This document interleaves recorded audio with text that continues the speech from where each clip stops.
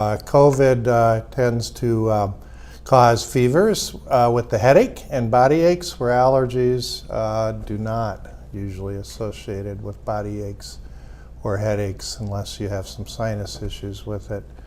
COVID is associated with a loss, very profound loss of sense of taste and smell, whereas allergies are not. If your nose is really stuffed up and plugged up, smell might be a bit of a problem, but in between the times when it's not so bad, it's still okay. So just to reinforce that, I know we've been living with this for over a year now,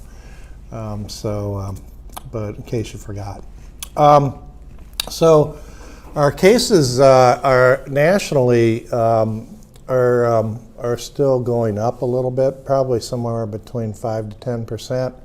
The hard-hit places are clearly Michigan, central Indiana, very northern Texas, and then parts of Indiana and parts of New Jersey and New York, although New Jersey and New York seems to be tailing off some more recently. But amongst all of those, Michigan, and if I didn't mention central Minnesota.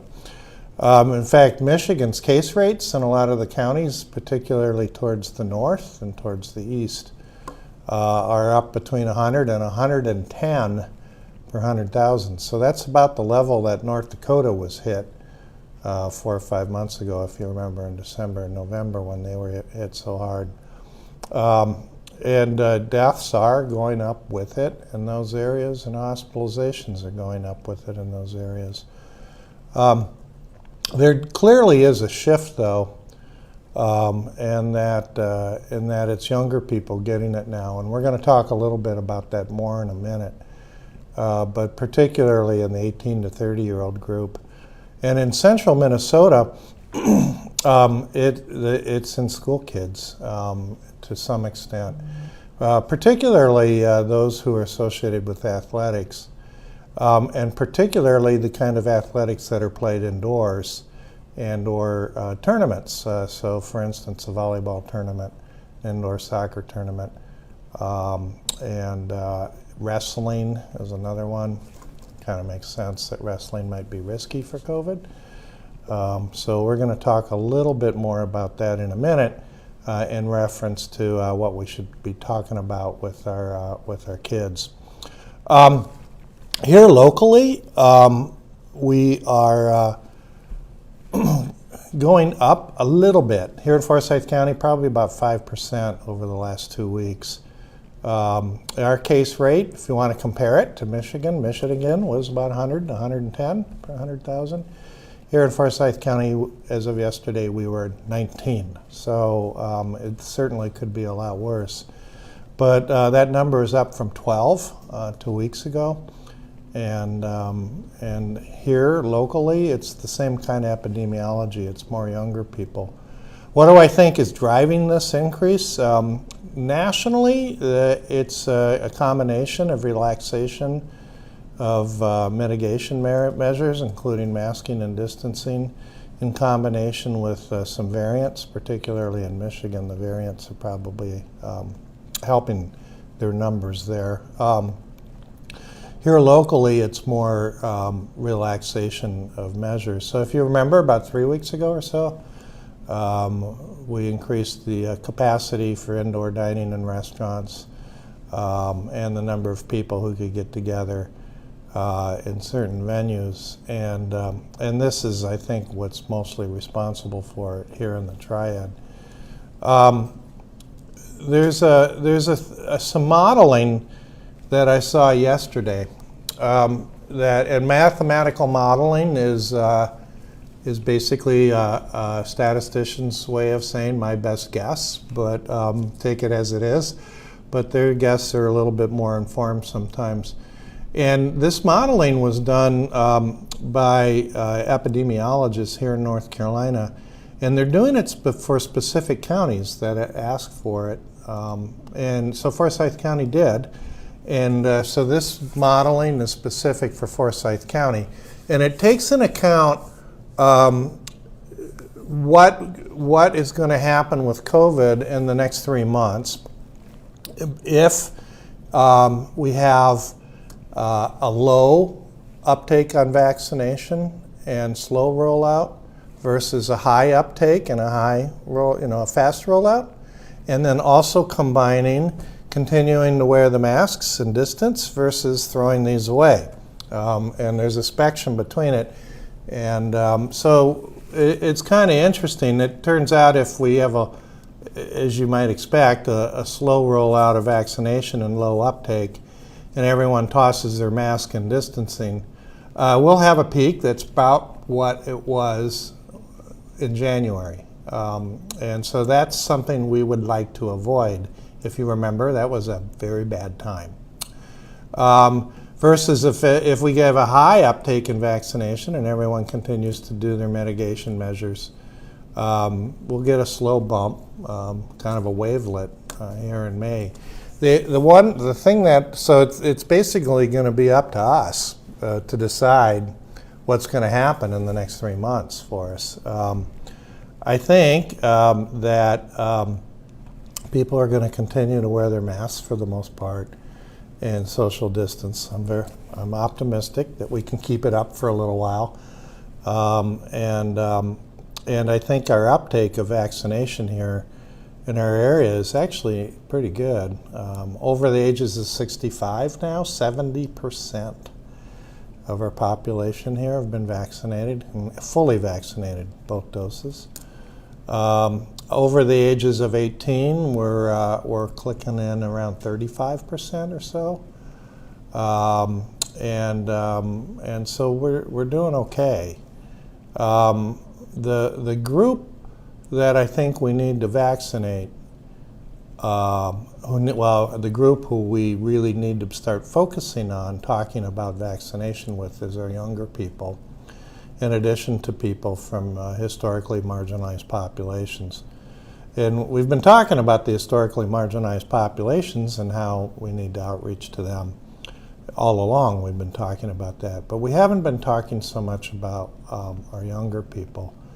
And there's several factors that I think are going into why people between the ages of 18 and 30 aren't getting vaccinated.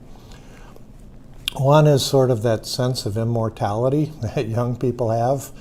It's not going to happen to me, kind of. Number two is sort of apathy. And for those of you who have 18 to 24-year-olds, you know what I'm talking about. So it's, and then last is sort of some of the other things that go in with hesitancy, anxiety, concern, worry.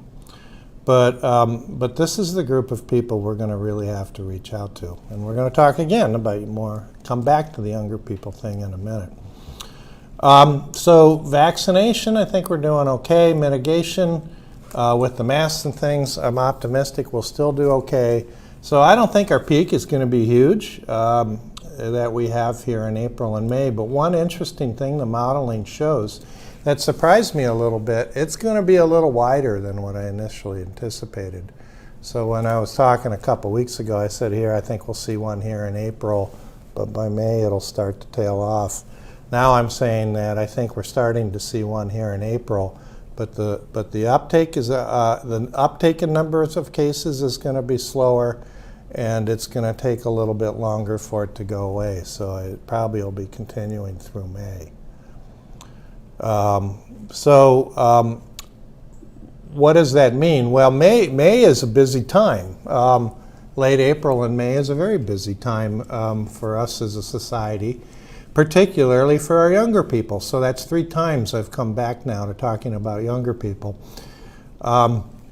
So what's going on with younger people in May? 1, graduation from schools. 2 is the weather's nice and kids are definitely a lot more social. Otherwise, people are starting to have sleepovers. Scouts are thinking about camping and doing things like that. More social events in general. And then the prom. So let's talk about prom first. And so prom is designed to be not be Prom is designed to not be a socially distanced thing, right? So this is where people really get together and have dates and so on and so forth. Not all of the school systems in our area are having proms. For instance, Forsyth is not, Davidson is, and I lose track of which ones are and aren't. If you have a prom, there probably is a way to do the actual prom event in a safer way, enforcing masking and to some extent social distancing as much as you can.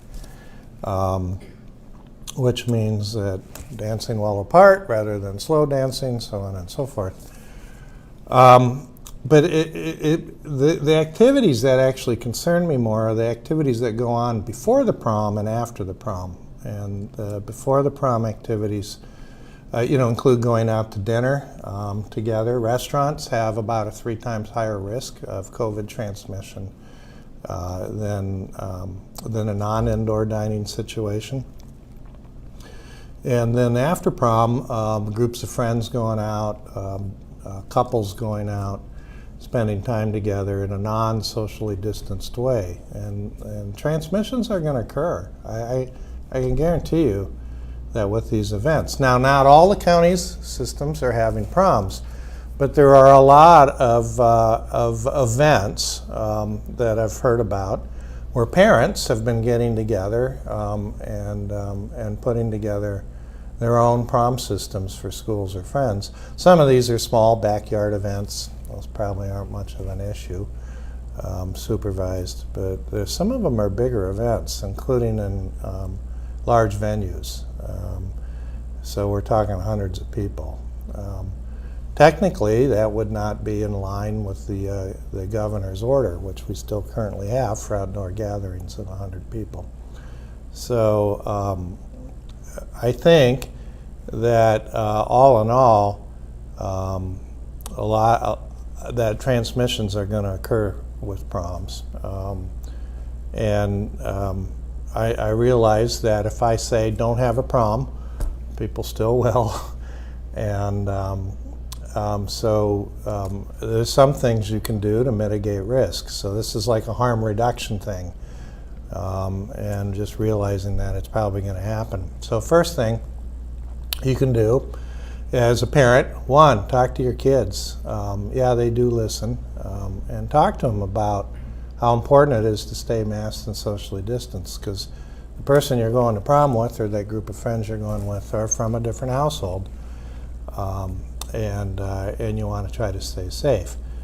So talk to your kids about it and have a good conversation. Two is if your child is over the age of 16, get them vaccinated. Pfizer vaccine is right now cleared down to age 16. And so while if the prom is the first week of May or the last week of April, you don't have the full time frame to get fully immunized. But one shot 3 weeks out is better than no shot at all. And you will have about 80% protection. So get vaccinated.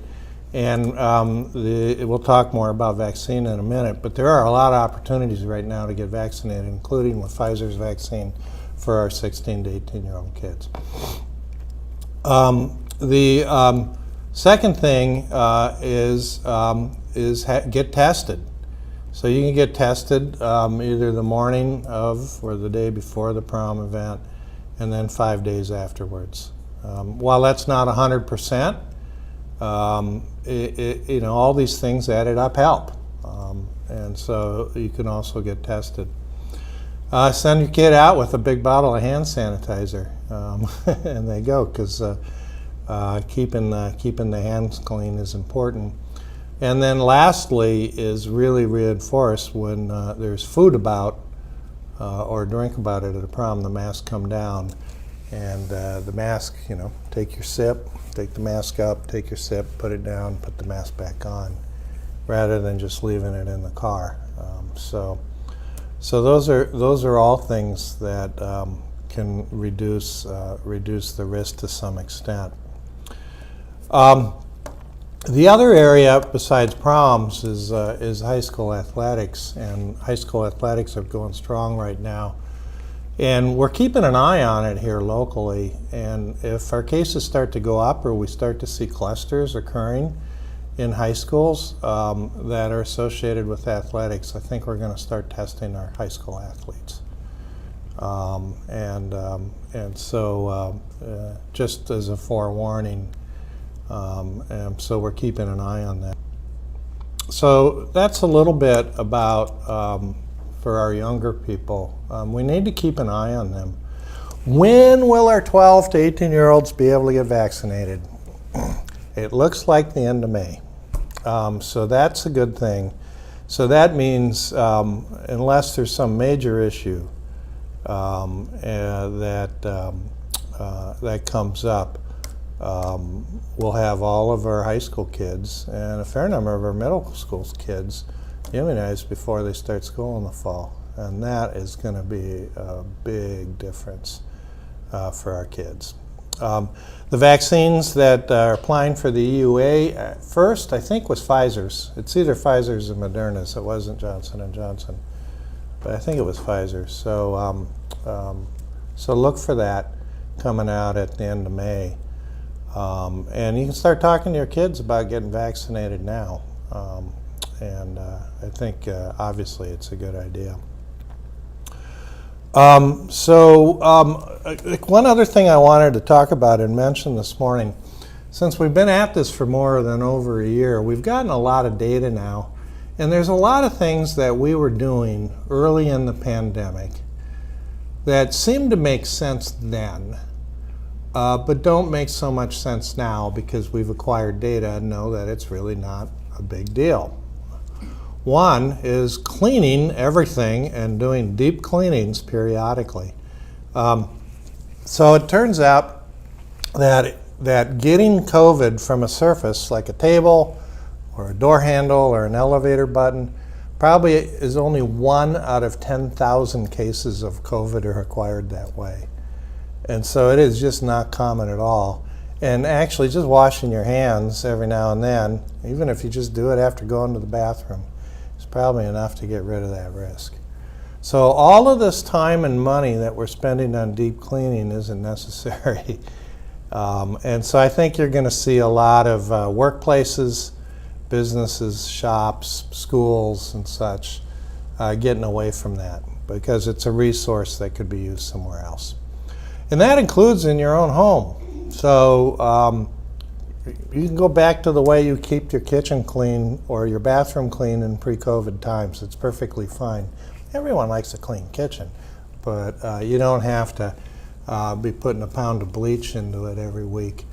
And some of those other things we're doing. You don't need to be disinfecting your groceries or doing things like that. So a little bit of a release from something that's been kind of onerous for us. Another thing that we found out really doesn't work is screening. And screening is all those questions that you're asked. Like when your kid goes to school, all those questions that you're asked, or the app you have to fill out, yes, I feel fine. Getting your temperature taken going in the door. It turns out that doesn't work. And one of the main reasons is like 40% of COVID's asymptomatic. So how's a person going to know? They're asymptomatic. They want to have a fever. They're not going to feel sick. So you can ask them all you want, and it's not going to discover it. And it turns out in the summertime, the temperature taking is so inaccurate that it doesn't make any sense. So I think you're going to see a lot of places get away from doing this screening, including Winston-Salem. Forsyth County Schools made the announcement. I think our private schools are going to get away from it too. And a lot of places where you go to the doctor, particularly in the clinic situation, that we won't be doing screening anymore because it just doesn't make sense. It doesn't make anyone any safer. That doesn't mean that you should go to school or work sick. We shouldn't be doing that anyway. But we just won't be doing the screening. It's going to become your own responsibility. So there's a couple of things that I think as time goes on now we found that. The other thing, by the way, we just found that there's even more data that outdoor activities are so much safer than indoors. Man, the weather's nice out now. If you're going to have a get-together, neighborhood, friends, family, take it outside, particularly if you're going to have food. Take it outside.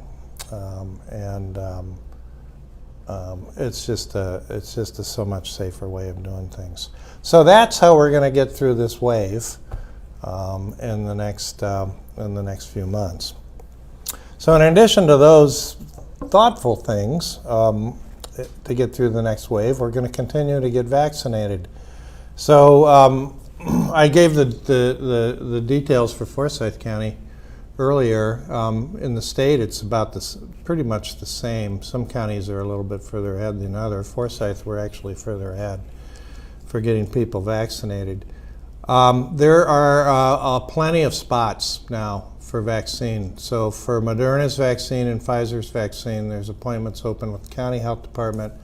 There's appointments open, I know, within our system, Wake Forest Baptist Health. I'm sure there are with Novant too, although I haven't specifically asked them lately.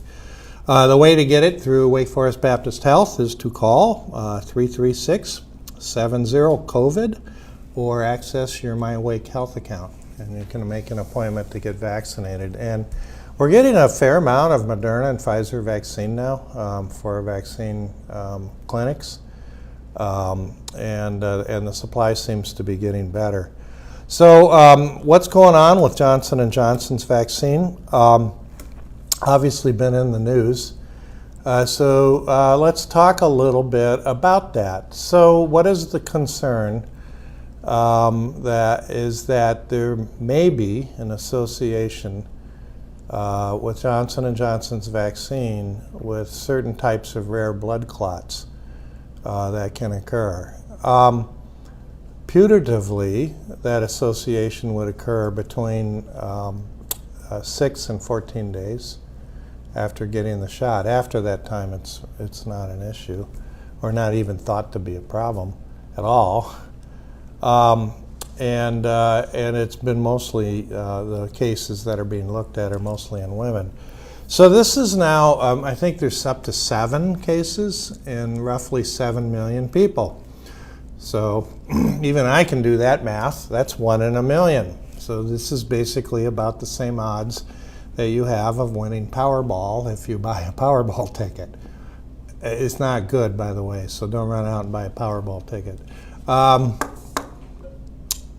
The thing is that we have to understand a little bit about what this blood clotting thing is and about blood clotting in general in humans. And this gets really technical and it's really complicated. So we need to clot our blood when we're starting to bleed. And we need to not have our blood clot when we're not bleeding. So the body has this huge complex system of keeping our blood thin and moving when we don't need to stop bleeding. And that same system causes a clot to happen when you are going to bleed. Every now and then, this complex system in our body gets a little confused and takes a misstep, and a clot can happen when it's not supposed to. So this happens for a lot of different reasons. There's some medicines that are associated with making clots happen. Some people have certain genetic predispositions to having clots happen when they're not supposed to happen. Pregnancy increases your odds of having clots happen when they're not supposed to. And being on a long plane ride has a propensity to cause clots when they're not supposed to. So on and so forth. The list of things that can increase your risk of having a clot when it's not supposed to is about that long, with a small font, by the way. And so this happens to people from time to time, despite everything that we do to try to prevent it. So a lot of people are on blood thinners because they have a heart condition or other condition that predisposes them to clots.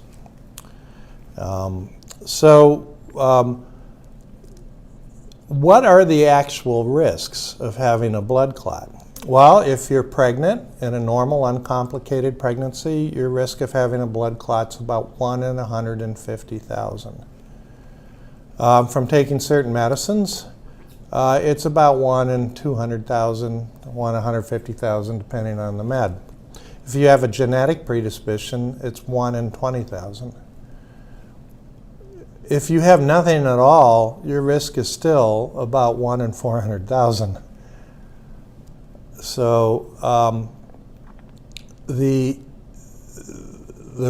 putative risk that's being investigated now with Johnson & Johnson's vaccine is 1 in a million. So trying to sort out something that would happen 1 in a million times and showing causality when the background is already 5 to 6 per million during that same, for somebody who's not received anything or the vaccine, trying to show that causality is really hard. The thing about the Johnson & Johnson is that the vaccine is somewhat similar to the AstraZeneca vaccine, which does look like there may be an association with blood clotting because of a certain antibody that comes up as part of the immune response from vaccination. And that certain antibody can bind to something called a platelet, activate the platelet, and that might cause a clot. So we've had a lot of scrutiny on Johnson & Johnson's vaccine looking for these things. And it may be that what we're seeing is just the usual background of clotting happening in a population rather than an association with the vaccine. So that's why I'm being very careful to say there may be an association, and it's really unclear. Even if there is, a risk of 1 in a million is likely a risk that, from a public health standpoint, we would accept, but have a risk-benefit discussion with the person who's getting the vaccine, which is what we do in medicine. Okay, we would like to do surgery. I don't know, pick an operation. We're going to do a life-saving cancer operation for you. The benefit of that is that you have a very good chance of having a remission from your cancer for 5 years. The risk is that you could die on the operating room table. So you, as the patient, have to weigh that. And so for a cancer operation, most people would say, I think I'd rather not have the cancer. I'll accept that little risk of dying on the table. But if you're doing a cosmetic procedure or something like that, you might say, well, I'm kind of happy with the way my face looks, and so I'm not going to do that. So we have these risk-benefit discussions all the time, and I think that's what's going to end up happening after the Johnson & Johnson pause. It may be for young women. The risk discussion will be a little bit different than it would be for an older guy. We'll have to see, but there are so many benefits to the Johnson & Johnson vaccine for us as a society and for us as individuals. One is that it's one shot. Two is that there's less adverse effects with soreness and such.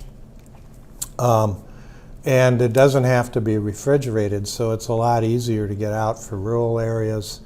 It's a lot easier for doing students, for doing people who have complex schedules, so on and so forth. So we'll have to see how all of this shakes out. But I really would like people to put a 1 in a million risk, if that really turns out to be the case, in perspective, because that's what you need to do when you're talking about risk. So Oh, a few more things about the Johnson & Johnson vaccine, because these are questions we've been getting. FAQ kind of questions. So, if you've gotten Johnson & Johnson vaccine in the past, should I be looking out for something? If you're going to have signs and symptoms of a blood clot, they're not subtle. The ones that happen in the brain cause severe headaches, stroke-like symptoms. The ones that would occur in the legs and such cause swelling. Whether or not you've had the Johnson & Johnson vaccine, it doesn't matter if you've had it or not. If you have stroke-like symptoms with the worst headache of your life, or you have all of a sudden a big swelling in your leg, or horrible abdominal pain, you're going to go to the doctor anyway. So these are the things that need to take you to the ER, whether or not you've had Johnson & Johnson vaccine. So it turns out that if there is an association with clotting with a vaccine, it's going to be within 14 days anyway. So if you've had it in the past, then there's one thing that you could consider yourself: immune to COVID. And that's a good thing. The other thing is I've been asked is that should I stop my birth control pills? I got Johnson & Johnson vaccine. Should I stop my birth control pills? No. Don't stop your birth control pills. That results in a different condition. And so there's no reason to think that birth control pills plus the Johnson & Johnson vaccine increases your risk more than just the birth control pill by itself. So don't stop your birth control pills. I was been asked, does this mean we're not going to have enough vaccine for everybody? No. I mean, we're going to have enough vaccine to immunize our population with or without Johnson & Johnson's vaccine. So it might be more of a concern for other countries in the world where they need a vaccine that doesn't have the strict refrigeration and freezer requirements, and where one shot makes such a huge difference to getting to rural, undeveloped populations. So for them it might mean more, but here in the U.S. it's not going to make any difference. So with that, I'll go ahead and open it up to questions, if there are any. Sounds good.